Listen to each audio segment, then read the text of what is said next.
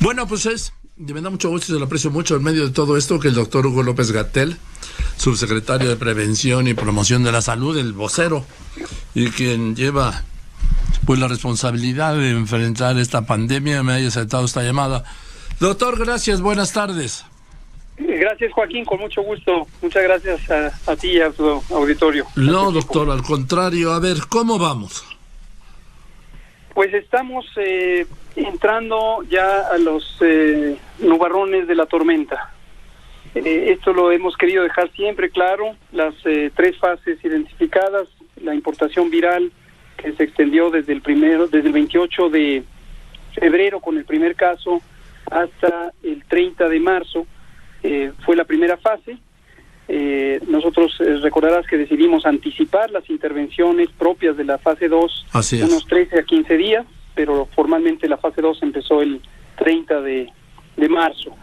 Y estamos muy próximos, no hay una fecha específica todavía, esto dependerá de algunos análisis más precisos que estamos haciendo de la información, pero posiblemente en los próximos pocos días estaremos entrando a la fase 3.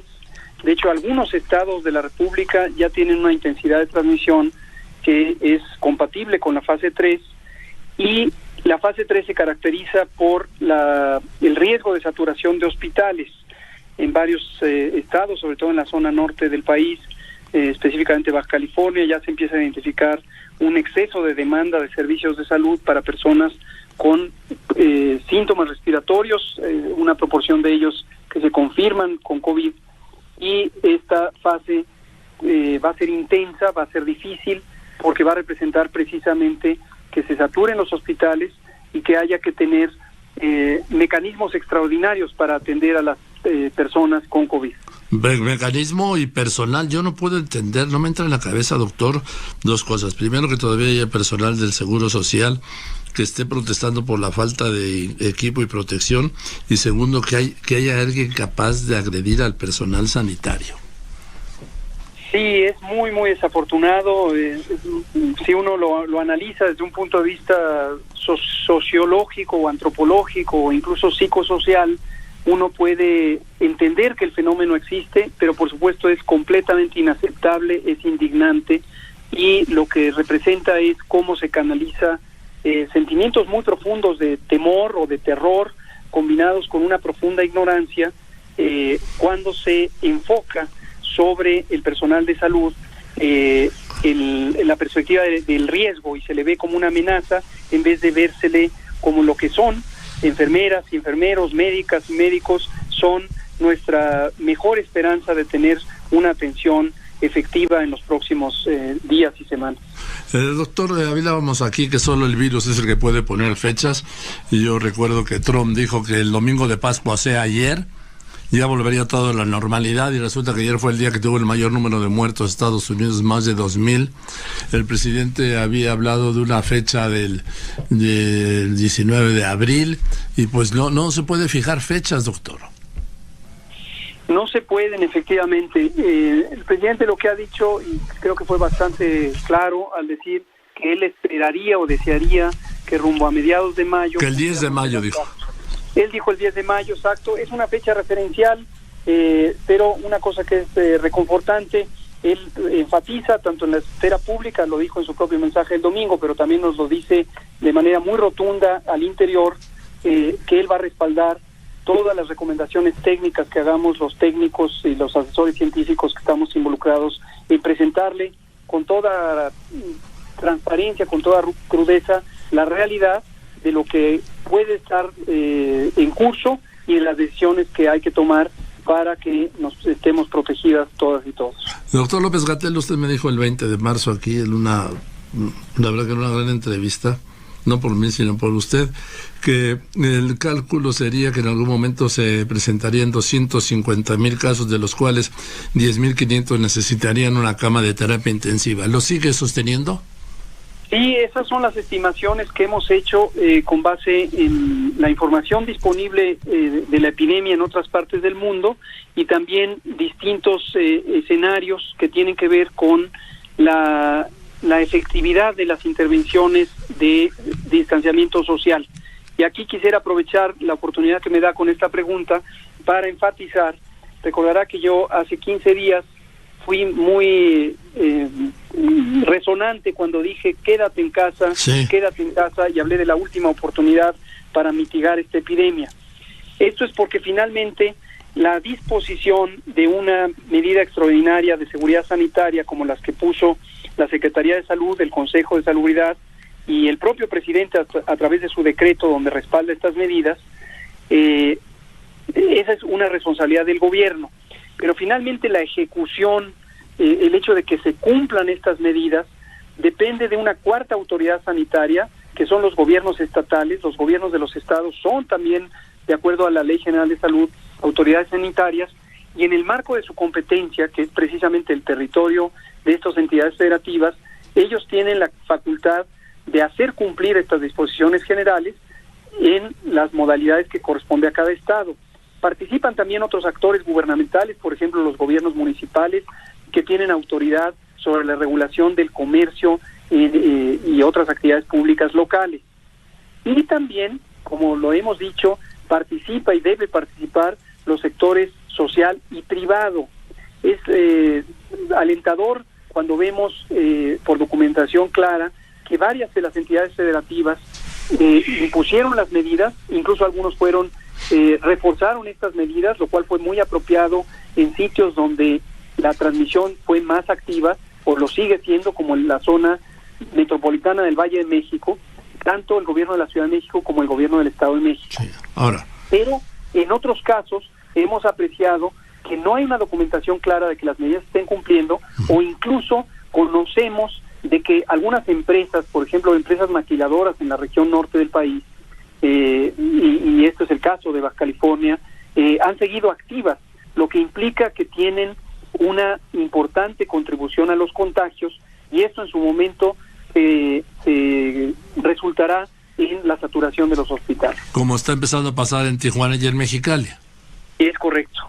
Ahora, doctor, usted también aquel 20 de marzo me dijo, se lo leo textualmente, dice: yo espero que esto se desplace rumbo a final de abril o principios de mayo, por lo tanto, el retrasar el momento de ascenso acelerado de la curva epidémica nos va a llevar a que aproximadamente en junio sea el mes donde tengamos la mayor cantidad de casos, incluidos los casos que necesitan hospitalización. Esto probablemente se va a prolongar durante el mes de julio, y rumbo al final de julio ya empezaríamos a tener un descenso de la curva epidémica. Reitero que hay que prepararnos para una epidemia larga, porque aun cuando en agosto empiecen a descender el número de casos, esto se puede prolongar hasta llegar al mes de octubre. Este es el horizonte de tiempo de la epidemia.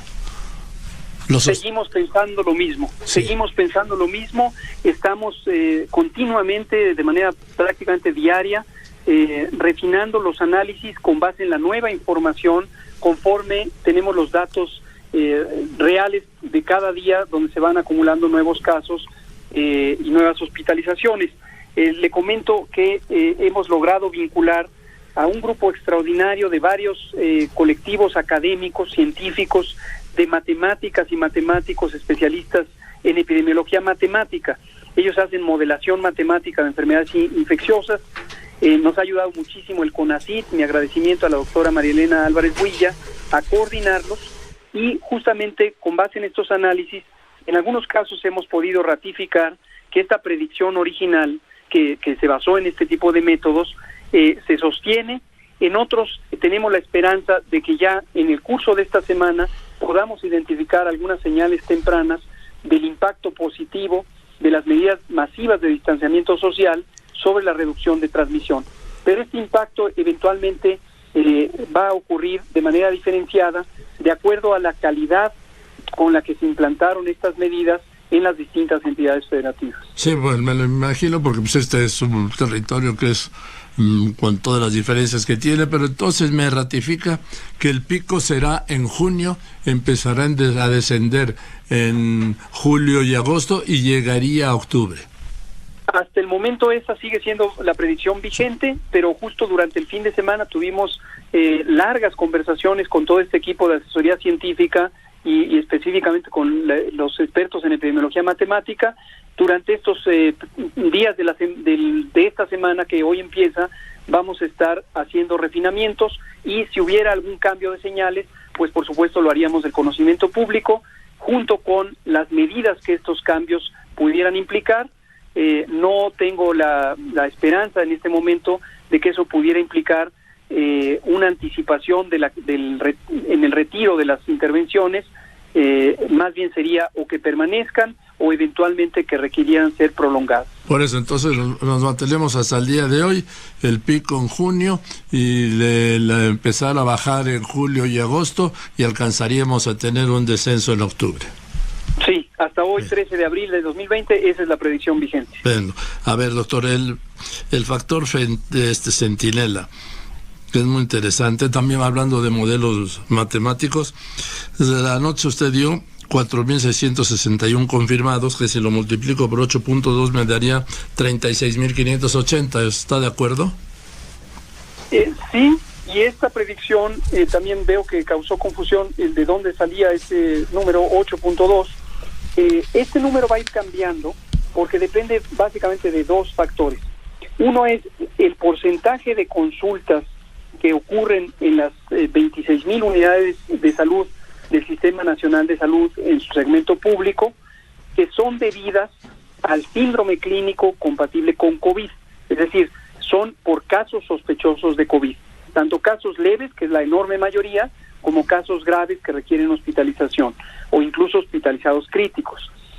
Una cosa que ya no explicamos en ese momento el jueves pasado, pero lo retomaremos este miércoles o jueves conforme salga el nuevo ciclo semanal de las estimaciones, es que los casos graves, los casos críticos y las muertes se registran de manera directa al 100%. Los casos leves son los que están sujetos a este factor de corrección porque son personas que tienen menor propensión a acudir a consulta. Espontáneamente muchas personas que no tengan enfermedad grave se van a quedar en su casa, pero además, como una medida de prevención en salud pública, nosotros mismos hemos recomendado, igual que se hizo en la mayoría de los países, que no acuda a consulta una persona que tiene bajo riesgo de complicarse.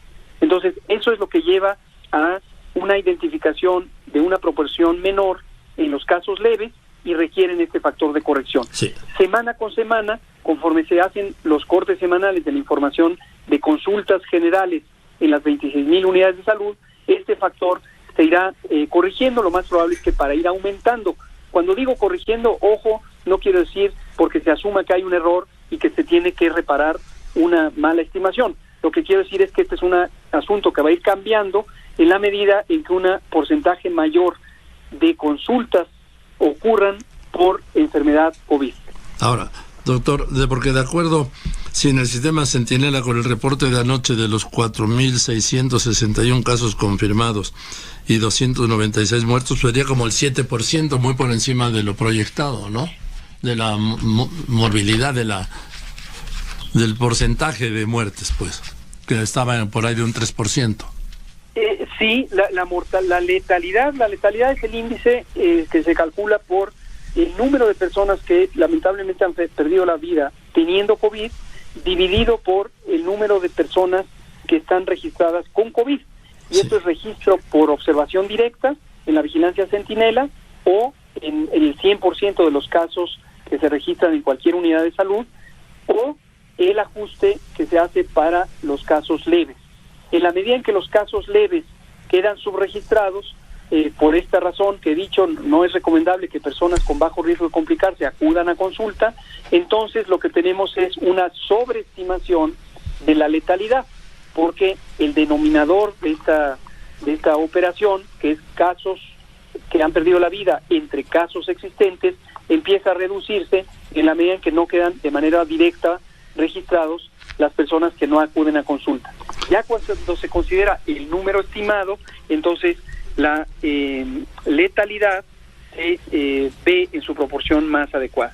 Doctor López-Gatell, hablamos la otra vez y hoy quiero abundar en ello, del tema del contagio en los hospitales. En Italia los datos señalan que hubo 15.000 trabajadores sanitarios contagiados y 44 médicos muertos. Aquí estamos viendo casos como en Tijuana, en Monclova, en el Estado de México, en donde en clínicas del ISSSTE se han convertido en un centro de contagio. ¿Lo ve así? Esto es un problema, efectivamente, que se enfrenta en cualquier epidemia, pero más en estas epidemias por enfermedades transmitidas por vía respiratoria. Por eso es importantísimo que se cumplan las prácticas, los protocolos de bioseguridad. Recordará usted que en la primera semana de febrero publicamos una guía de control de infecciones. Esta guía es para uso del personal de salud, no solamente por cada uno de ellos, sino por sus supervisores y las personas responsables de su seguridad. En cada hospital debe haber alguien que está responsable de la seguridad de los trabajadores, generalmente es el director o directora del hospital, de la unidad de salud, y pusimos a disposición esta guía con el propósito de que se hicieran los entrenamientos correspondientes. En general, el personal de salud, durante su formación, se entrena precisamente en el uso de los equipos de protección personal, pero también lo que se llaman medidas convencionales de seguridad o de protección. Hay una específica para vía respiratoria, hay una para gotas, hay una para secreciones, hay una para contactos, y estas están incluso codificadas por colores, y son protocolos estándar, así se llaman también medidas estándar de protección. Cuando vemos que hay contagios, esto lo que nos habla es de una falla en la práctica de estas medidas, y en su momento también observamos, y lo hicimos público, que hubo una desviación en el uso de los equipos de protección personal. Concretamente, hubo un desperdicio, porque personal que no está expuesto al punto máximo de riesgo, que es la vía respiratoria de los enfermos de COVID, estaba utilizando las mascarillas N95 o incluso los gogles que en su momento estaban disponibles en las unidades. Y esto llevó a un desperdicio y una escasez súbita en varias de las unidades. Afortunadamente, esta escasez ha quedado reparada una vez que llegó este cargamento masivo desde China y se repartieron a lo largo de la semana en las unidades de salud de todas las instituciones del sector. Porque dicen médicos que todavía les falta equipo. Uy. Doctor, hello. El doctor López-Gatell se cortó, ingeniero. Bueno. No, aquí estamos. Doctor, perfecto. No, le decía que hay denuncias y protestas de que en ciertas clínicas falta equipo. Hubo durante la semana anterior, sí, y considero que es verídico que hubo escasez de estos insumos. Justamente fue por lo que digo, en las 2 semanas previas hubo un uso inapropiado de estos equipos. Lo dije en varias de las conferencias vespertinas. Veíamos personal que no estaba en directo contacto con los pacientes, por ejemplo, el personal de vigilancia de las unidades de salud, o incluso en otras instalaciones públicas. En el Senado de la República, en una visita que realicé a invitación de la Comisión Permanente, me recibieron en el estacionamiento un conjunto de vigilantes, a los que les agradezco su amabilidad, pero todos utilizando mascarillas N95 y guantes quirúrgicos. Esto, desde luego, desde el punto de vista técnico, es un despropósito, porque hay un mal uso de los equipos que son de por sí limitados en todo el mundo por la sobredemanda que existe.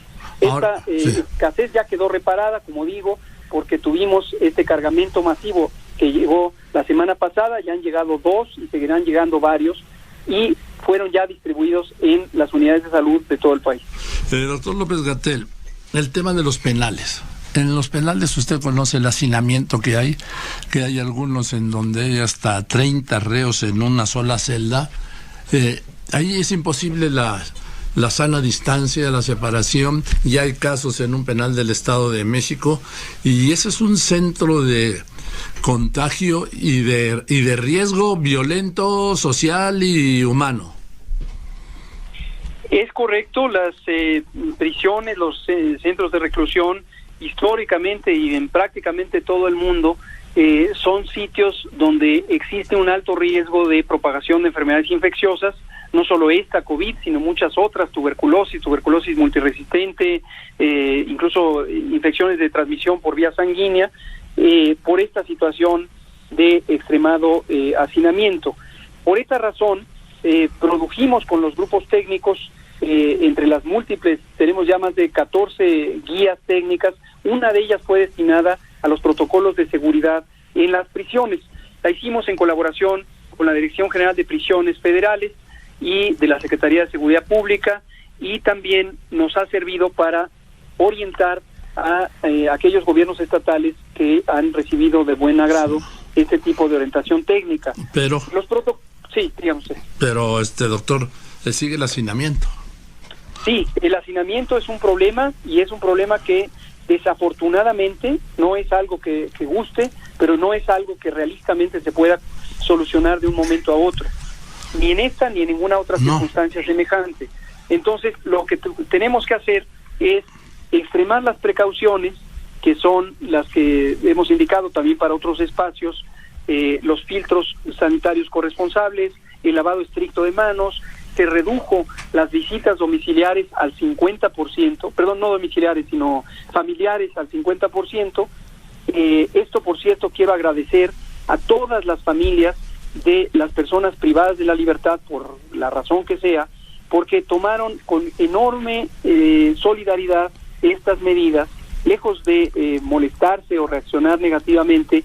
Entendieron todas las familias que esta era una medida de protección para sus seres queridos que estén privados de la libertad, para ellos mismos y para la sociedad en su conjunto. Sí, lo que pasa es que en esas visitas familiares que ya están suspendidas, les llevan comida, ropa, medicinas, dinerito, y eso cambia todo el equilibrio interno del penal.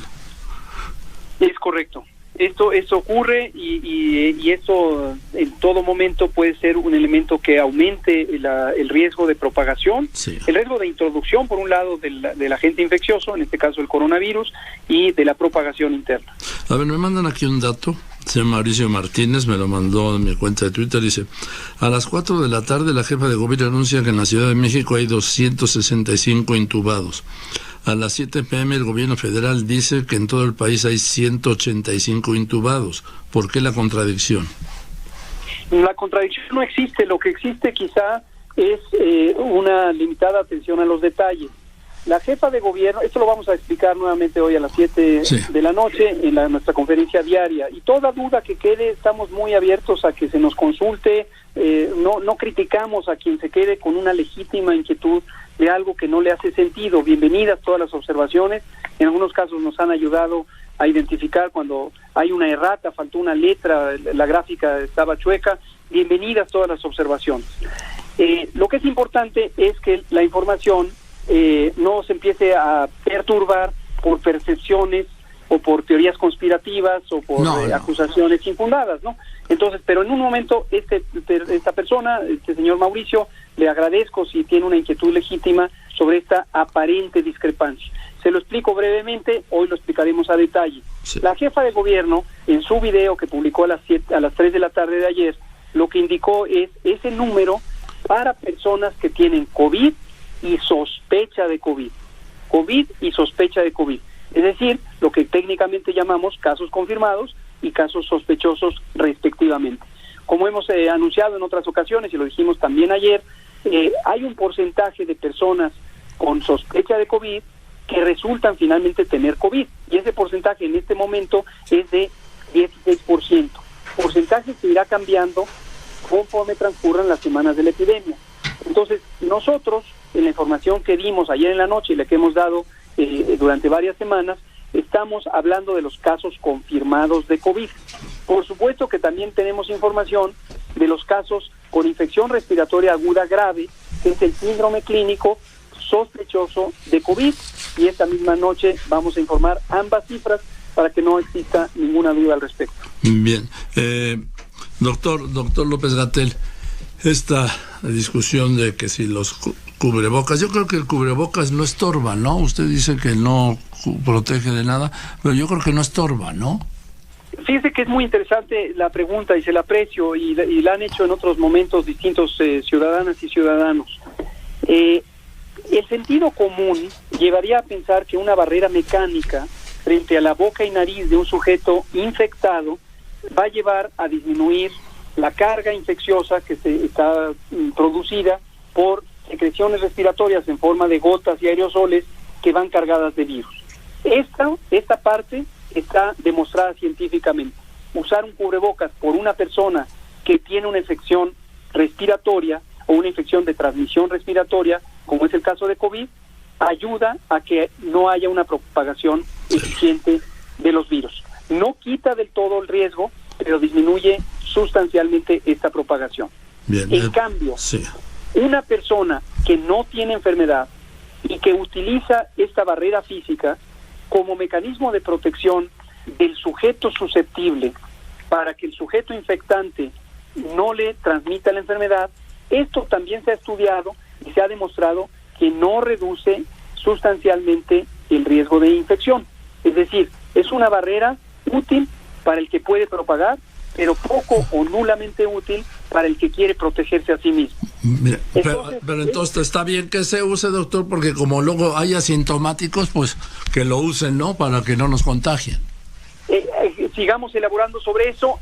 También el sentido común indicaría, y tiene una lógica que considero válida, que en la medida en que existen personas asintomáticas que pueden transmitir, todavía está en estudio científico qué tan importante es esa contribución, es decir, qué porcentaje de contagios ocurren por personas asintomáticas. Eso no se ha llegado a una conclusión científica, pero digamos que existen, y el número que sea, uno podría reducir la eficiencia de transmisión si todos usáramos cubrebocas, y eso incluye a esas personas asintomáticas, ya sea que nunca van a desarrollar síntomas o que todavía no lo han desarrollado, aunque lo desarrollen 1, 2, 3, 4 días después. Sin embargo, aquí viene un elemento adicional a considerar. Este elemento se ha estudiado en la epidemiología de enfermedades infecciosas y de otro tipo de enfermedades, y se llama compensación del riesgo. Compensación del riesgo es un fenómeno en el que la conducta de las personas se modifica cuando hay una modificación de la percepción del riesgo. Es decir, una persona que siente que está protegida y entonces cambia su conducta a una acción que le aumenta el peligro. Le pongo un ejemplo que no tiene nada que ver con enfermedades infecciosas.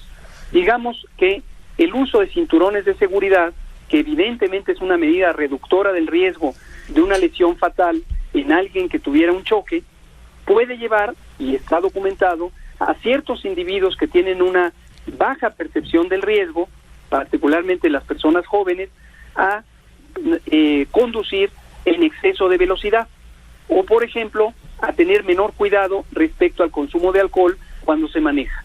Este fenómeno, como le digo, se ha estudiado en varias enfermedades. Lo comento ahora sobre COVID. Si todos usáramos cubrebocas en la vida pública de todos los días durante varias horas, irremediablemente el cubrebocas nos va a producir incomodidad, nos va a dar comezón, calor, ardor, y espontáneamente y de manera inconsciente nos vamos a estar tocando la cara, vamos a estar movilizando el cubrebocas, lo vamos a manipular con unas manos que podrían estar contaminadas de el coronavirus, si es que recientemente alguien infectado por coronavirus nos acaba de dar la mano y no tuvo el cuidado de proteger su estornudo y se estornudó en las manos. No se puede predecir sin datos directos cuál sería la proporción o la magnitud de la compensación del riesgo y qué tanto podría contrarrestar la protección, que es presumiblemente muy pequeña, del uso continuo de cubrebocas para proteger la vía respiratoria de personas asintomáticas. Sí. En su conjunto, y déjeme terminar con esto para esta pregunta, esto lo que requiere es justamente, como siempre, documentación científica. El Instituto Nacional de Salud Pública acaba de publicar un artículo que con mucho gusto le voy a compartir. Perfecto. En la revista Salud Pública de México, en donde hizo una revisión de la literatura científica. Se encontraron más de 712 artículos científicos, solo 21 tienen la metodología apropiada para abordar esta pregunta, y al final de revisar estos 21 artículos, se identifica que la evidencia científica todavía no es razonablemente sólida como para recomendar o como para disuadir el uso de los cubrebocas. Esto no es agradable escucharlo para nadie en la población que quisiera tener una respuesta clara de si lo uso o no lo uso, pero es la realidad científica, y consideramos que, dado el fenómeno de compensación del riesgo y dada la escasa evidencia sobre la utilidad del uso comunitario de cubrebocas, en este momento no es procedente recomendable. Bien, doctor, sé que está en una junta y nada más déjeme reconfirmar.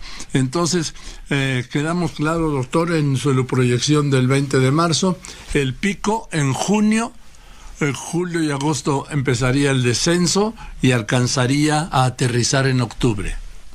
Hasta el momento sí, a reserva de que a lo largo de la semana tengamos información nueva que lo modifique. Bien, pero hasta el día de hoy estamos en eso. En eso estamos hasta el día de hoy. Doctor, le aprecio mucho su tiempo y sé que se salió de una reunión, discúlpeme, y pues volvemos a hablar la semana que viene, ¿no? Con mucho gusto, Joaquín. Siempre es un placer platicar con usted. Igualmente le mando un abrazo, doctor. El doctor Hugo López-Gatell.